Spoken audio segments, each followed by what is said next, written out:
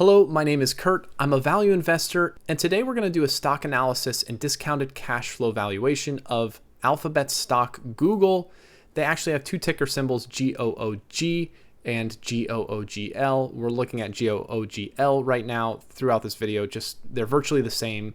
One has trading rights, one doesn't, so it trades at a slight discount. That's just to sort out the ticker symbol there. And by the end of this video, we're going to do a fair value assessment for Google and find out, based on the current price, is it something we should be investing in now? And what is our expected return if we invested right now?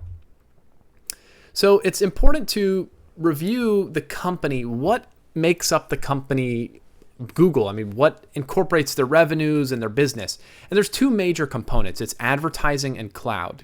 And we can talk about all those products there that I'm showing on the right. Like, they obviously have search, which generates a lot of ad revenue. They have YouTube, which generates ad revenue and subscription revenue. They also have Google Drive, and they have those tools like Google Sheets, Docs, Slides, Forms, Google Sites, and all that stuff, which turns into revenue for Google when people store those files on their Google Drive, on their Google accounts. And if they exceed a certain amount of memory used, if they use Google a lot, then they go past that free allotment, and then they start paying a few dollars a month for storage with Google. And this can happen for individuals, families, but even businesses could be using that, and small businesses could be paying for that sort of cloud computing. They also offer wireless and home internet, so even cell service, Google Fi. And they've been offering Google Fiber in various markets. They've been testing it out over a long period of time. So whether that's a legitimate part of their business or not, but it's at least something they could do in the future. What they really want to do is create an environment, an ecosystem, just like Apple does, where people who use Google products can use it from the time they get their internet or their cell signal to all the devices they're using, like laptops, Chromebook, tablets, their wearables, the Pixel phone and Pixel wearables. And they can use the drives, and instead of using Excel, they're using Sheets, and they're using YouTube to watch TV, and now they're paying for TV just through YouTube. So everything is integrated with Google. So Google is a platform that makes it very easy to integrate everything you do into it. And they generate lots of people using Google, generate tons of data that Google can use to advertise, market, do market research and everything. So there are so many opportunities for business that Google is doing. 1.8 trillion market cap. It's the third highest market cap company in the S&P 500 right now. And the major theme over the last year or so has been artificial intelligence, AI.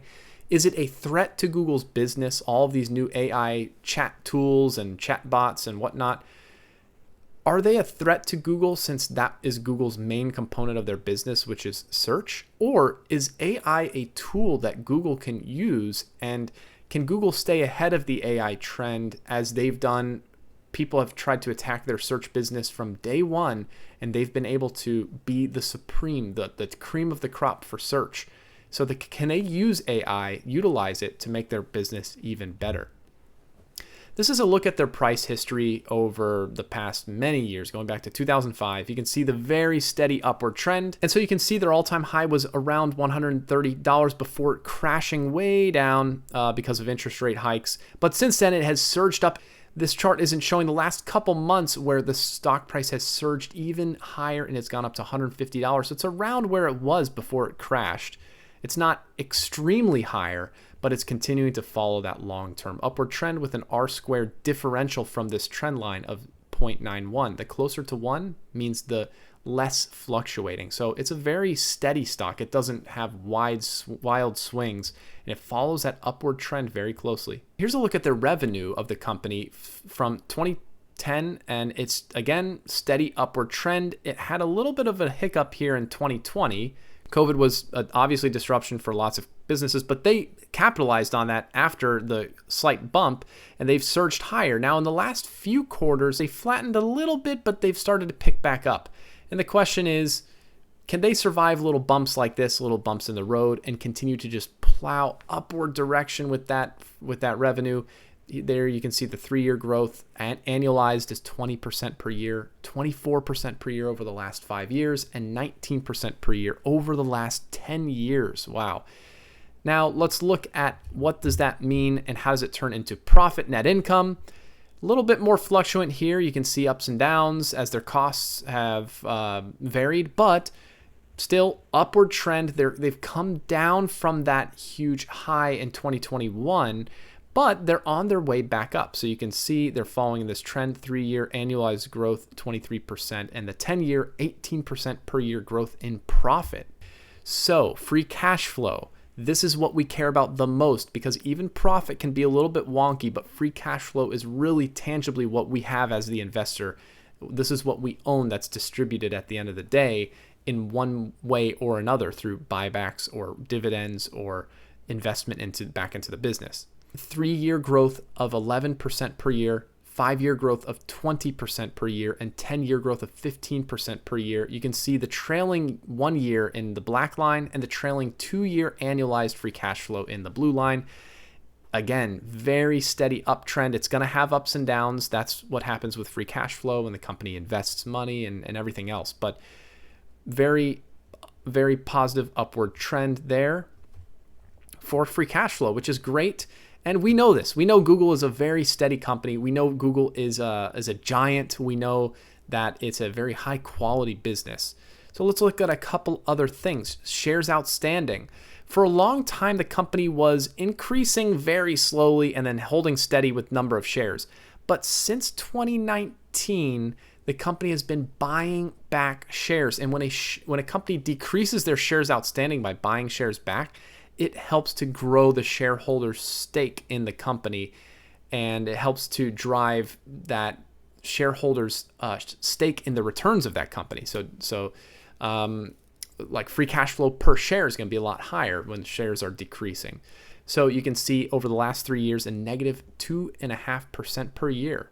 So a 2.5% per year reduction in share count, 2% per year over the last 5 years. That's a very healthy share buyback program that really doesn't show any signs of stopping right now.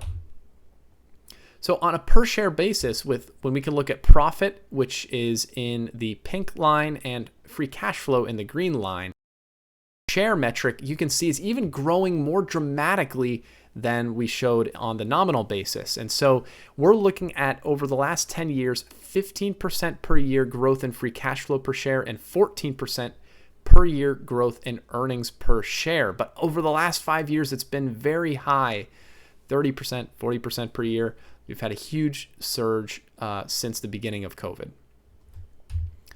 The return on invested capital is important, that we see that the company knows how to redeploy their capital, redeploy their investment to grow the business fast. It used to be between 15 and 20%, but since COVID, it's really shot up and come back down a little bit, but they're still driving the growth of their business at more than 25% returns from the capital they invest. So as they have all this free cash flow that's coming in, they know how to deploy it to grow the company faster. One quick look at their balance sheet. We see that they have about $400 billion in total assets and $125 billion in liabilities, $120 billion in cash on hand. Compared that to their liabilities, they have enough cash to pay off all their debt today if they wanted to. They just choose not to. So that, to me, their long-term liabilities are really low, so those interest rate issues are not a problem to them. This is a resilient balance sheet. I love this balance sheet. I love when companies, especially huge companies, have so much cash.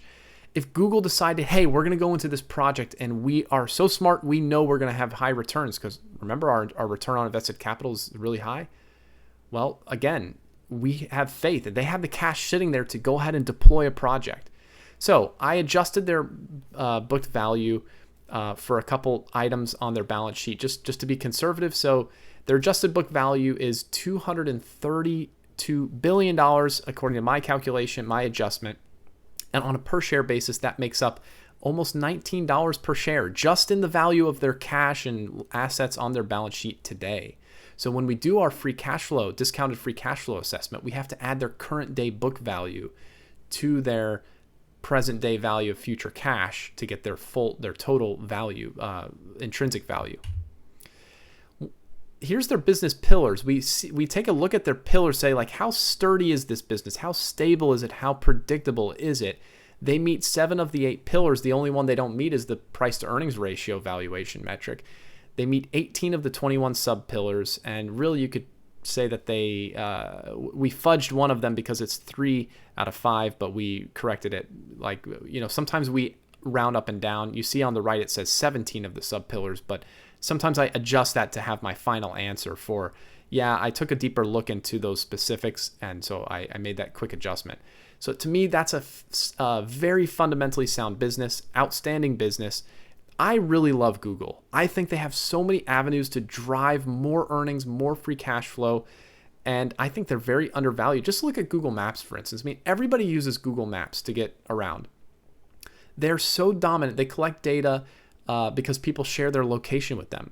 They have market research of where people go when. They start to show on Google Maps busy areas, traffic, and where there's congestion because they know. And so when they can collect all this data, that data is gold to me in this day and age because they can connect businesses with people, they can connect businesses with each other, they can just make the world a more efficient place, and they can capitalize on that efficiency that they bring to the world and everybody who's using their ecosystem.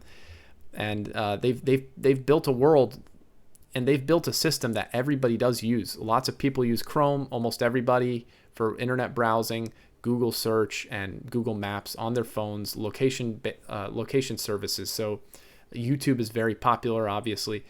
So they have a huge moat, a huge brand, consistent financials, awesome balance sheet, no share dilution. This business is solid.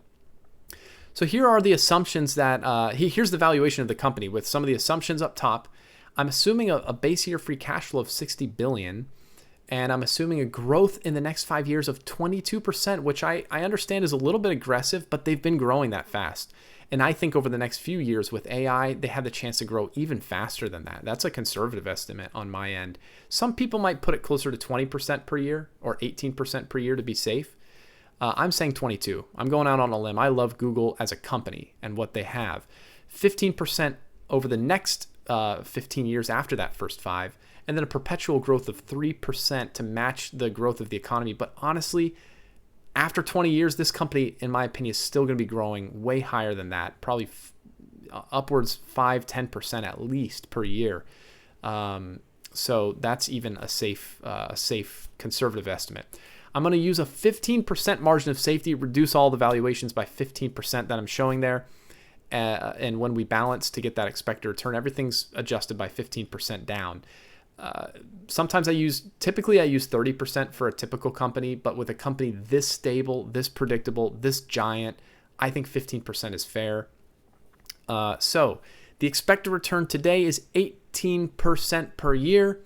And you can see at each of these discount rates that I use, that 18%, by the way, that is the discount rate that would balance the price of the stock today to the value of the stock, the value rather of all the future free cash flow. So when you use a discount rate, you can adjust that discount rate until you balance the current price per share to the value of the future earnings per share mixed with their when you add in their book value as well, their balance sheet value. So that's 18%. That's how I get my expected return. I just adjust the discount rate until I reconcile those two things. So the intrinsic value at each of these various discount rates, like, okay, I'm willing to have a 20% return, so then you would only pay $125 a share.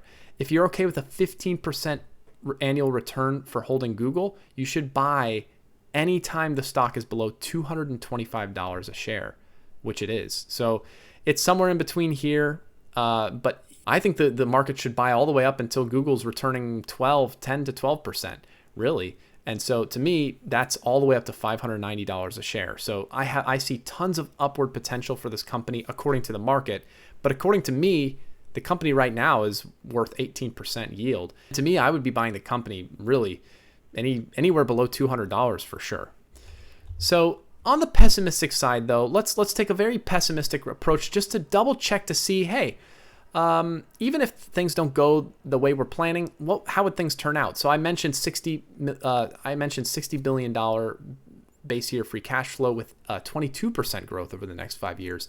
This is showing $45 billion base year free cash flow with a 17% next 5 year growth, 12% after that, 2% perpetual. with a margin of safety of 20%. So we changed those things to be a lot more conservative, a lot more of a pessimistic outlook on Google than our mid-level valuation, and we still get an expected return of 14% per year. So to me, again, that's huge, and that's something that that proves to me that if I'm willing to have around a 15%, 15 to 20% return, this is a company I want to buy, because even in the lower, like the worst case scenario, I'm still seeing very good returns. And we haven't even looked at like an optimistic scenario. So I tend not to try to do that because I want to keep everything mid to pessimistic. And then if it still sounds good, that's when you know it's a good thing to buy. So in summary, for the quality of the company, a 14 to 18% expected return is exceptional, according to my opinion. The big question about artificial intelligence and how all these things are growing and lots of companies are investing in AI, how that would cut into Google's business, that's probably softening the share price and making a good opportunity. So if you have to answer that question yourself, that's a subjective question. Is this whole trend going to hurt Google, or maybe even help Google, or maybe it won't really matter that much at all either way? I'm going to be buying any bit under $200 that I can afford, and I'll be selling from $250 to $300 as of right now. That is pending future financial statements coming out. I'll continue to keep reviewing this company, and I'll keep you guys updated about the valuation of Google. My overall rating, according to my metrics that I use and the scale that I use, 8 out of 10. It's one of the better companies out there that I've evaluated right now. It's one of the only big mega cap companies that I really, really like right now. So you're talking about Nvidia? No. You're talking about Tesla? No. You're talking about Apple? Maybe, but it still seems overvalued to me. Google is one of those mega caps that to me seems fairly valued and undervalued even a little bit. So that is my rating, 8 out of 10. Again, one of the better stocks that I've evaluated so far, and I've evaluated over 300 stocks. So if you'd like to see me evaluate even more, then go ahead and subscribe. Make sure to keep watching my videos. I appreciate all the support. If this video has helped you at all, please give it a like and comment down below. What do you think about Google? Do you think my assumptions are wrong? And what are your assumptions that you would plug in? And so maybe we can come to a consensus on what the stock's price should be or what you should invest on it. So go ahead and comment down below your thoughts, and also comment down below what stocks you would like to see me evaluate and cover and do a video on next. Thank you all for tuning in. I'll see you on the next one. Best of luck investing.